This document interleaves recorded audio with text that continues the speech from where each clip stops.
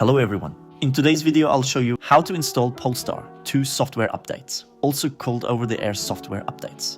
Let's get right into it. To avoid any issues associated with old software, we advise you to implement new software as soon as possible. This is our step-by-step guide to over-the-air OTA updates. Downloading a software update while using the car.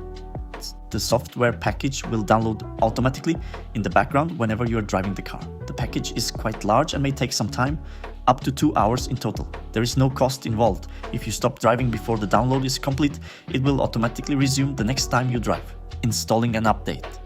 Once an update has been downloaded, it's time to install it. This is how.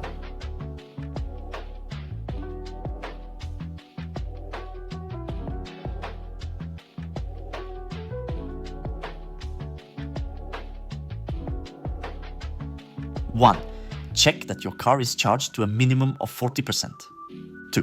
Open the notification telling you the update is ready for an installation and follow the instructions.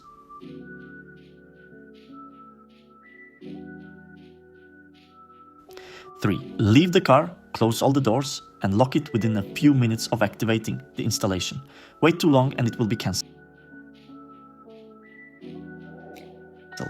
4.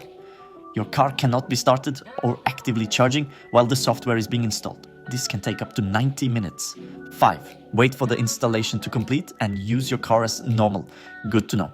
If you do need to enter the car while an installation is in progress, you must use the keyblade. To avoid disruption, the car's anti-theft alarm is automatically disarmed during installation.